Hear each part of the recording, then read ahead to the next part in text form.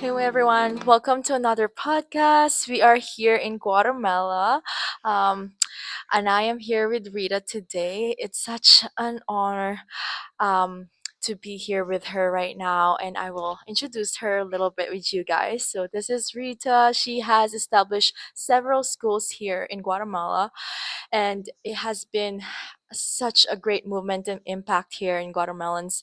They have God centered, they fear the Lord. It's all about Jesus, and it's amazing how that such a great impact moves this Guatemalan in significant ways. Not only the children, of course, also their families.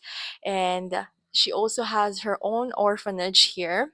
And she's been doing this sponsoring a class, offering a program like that, and sponsoring children and impact ministries. So this impact ministries, she established some discipleship programs as well for everyone that is willing to also volunteer and help out around our fellow Guatemalans here. So it's such an honor, such a privilege to be sitting with her tonight. And I know she's a busy person, but she has done several movements here in Guatemala.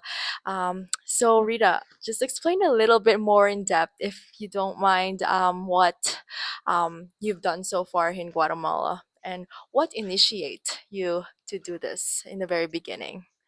I think it all started back when I was like about 20 years old, and I went to Bible school, and they told us to choose a Bible verse that would be like our motto for our life. And I chose this verse in that says, "If you hold on to your life, you will lose it. But if you give up your life for the Lord, of course, then you will find true life." And I can honestly tell you, whoever you are that is listening, that is so true, that when you give up your life for the Lord, you just get filled with joy and peace and incredible experiences. My husband and I moved to Guatemala 25 years ago now, and there was just one little school with 67 students that a lady gave us. Like, she said, you might as well take over this school. I was planning to close it, but I don't have any money, and so we found sponsors for the children, and we started working. And now, 25 years later, we do have 11 schools. There's 1,900 plus children in their schools, and they get fed every day because they're very, very poor children. But we see them right through as far as they want to go with their education. We have probably between 30 and 40 in university right now. Several of them have their master's degree already. We're so proud of them because we've been here a long time. So we have about 120 staff in our schools, and over half of them are our own graduates. So that's really fun too, because they don't want to leave; they want to stay, and they want to join in with this work that God is doing here. And so, yeah, we're so thrilled that we get to be a part of it. My husband and I always say, it's God doing the work. We just get front row seats to watch everything He's doing, So, because we're just two very, very ordinary little people, but God is a big God. Yeah, yeah, she's so humble, you guys. And also, like, I feel like what she's trying to point out as well is God is using her as an instrument to help these people and to serve her people, his people. So I think that's really important to actually tune in, listen to him, because he's using you to make an impact, to fulfill your purpose that he desire for you to this world, right? So everyone has purpose here, and it's just a matter of actually tuning in, listening to him, and just being aware and mindful of what he's trying to tell you and tell everyone, right? So I think that's really interesting, and that's amazing. That's awesome. Thank you. Just to add, my husband and I always say we try to say yes to everything God tells us. Like, I mean, sometimes, I can't say we always say yes, but we try to say yes. And probably like one of the biggest tests, I don't know if to call it a test, came like 16 years ago when a cardboard box showed up on the street with a brand newborn baby. And we felt like there was a note. It said, "Whoever finds this baby, give him to Rita." It had my name on the note. And it was like, do we say yes to this? We were already 53 years old. We already had 5 grandchildren. Like, We were looking to the future, empty nest coming up, and but we accepted this little baby boy, and now he's 16, and he's just a great, Wow. great blessing in our lives. So whatever, sometimes you think, oh wow, how will this turn out? Yes. But God knows better than we do. Yeah, and absolutely, that's absolutely. and Yeah. that's very exciting. Yeah, I feel thank like he you. has reason for everything. He's so intentional. Yes. He's so intentional in our lives, and he has reason for why things happens, and it happened to be a blessing to your life for sure. Yes, that Yes, baby. yes, Yes, he sure has. that's amazing. Yeah. So, what initiate this movement? Like, what kind of drives you? Oh yeah, I should do this. I should, with no hesitation. Just Well, because ever since I was a girl and I gave my life to Jesus, I've wanted to serve Him, and I remember almost like crying out to Him, Lord, can you use us somewhere in this world? Like I want to be used by you, and I have no idea what we could even do or what, and a really interesting point to that is when God brought us here in the northern part of Guatemala.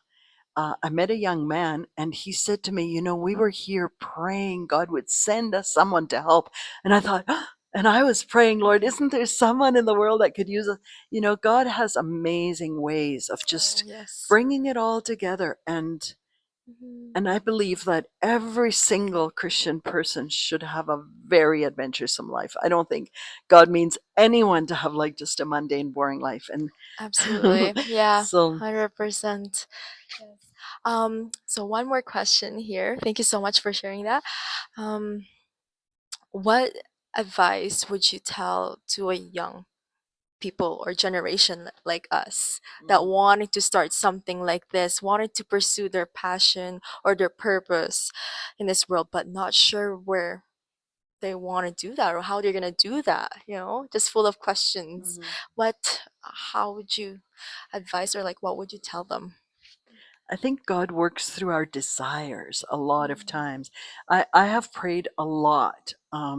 Take away the desires that I have that you don't want me to have, and give me the desires that you want me to have. And Lord, mm, work them out, and show us the way to walk. And reading the Bible is, it's not in any way, old fashioned or whatever. mm, It's amazing if you ask God, speak to me, show me, mhm, and mhm, um I'll just give you one little hint of something I do, and I think that would be a really, really big help to many people is I write the scriptures because I love writing. So I have a mhm, notebook, and every day I write 8 verses out of the Psalm 119, which is a very long psalm. mhm. It has 22 groups of 8 verses. So for 22 days, it takes me to write 8 verses every day. And then I start again. And then I do it again, Oh, and then I start again, and they're like my prayer because they express my feelings to the Lord, and through that He teaches so much. So mhm. it's just one little tiny thing you can do, but Absolutely. absolutely seek the Lord with all your heart. Sometimes people don't seek Him with all their heart, and they don't find Him either. But He says, if you seek with me with all your heart, you will find me. So I think that also implies if you don't seek me with all your heart, you won't find me. Mhm, So mhm. Yeah. so we need to just be really, really serious about it and just say, Lord, I want you, Mhm. and He will do incredible things more than you ever imagined in your Absolutely. life Yeah. by letting 100%. Him lead. Yeah. Yes, yeah. Because sometimes we feel like we want to do this in our life, but He has greater plans for us, right? Mhm.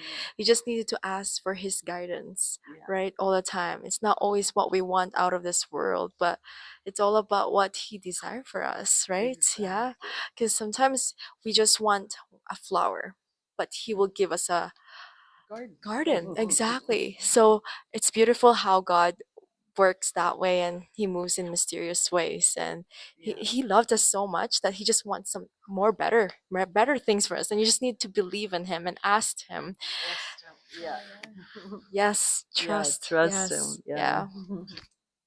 That's so beautiful. I could stay here longer and talk to you so much more about so much things. But she is a busy person, guys, and she is going back to actually to Canada, right? She's yeah, Yeah. tomorrow. Tomorrow's her flight, right?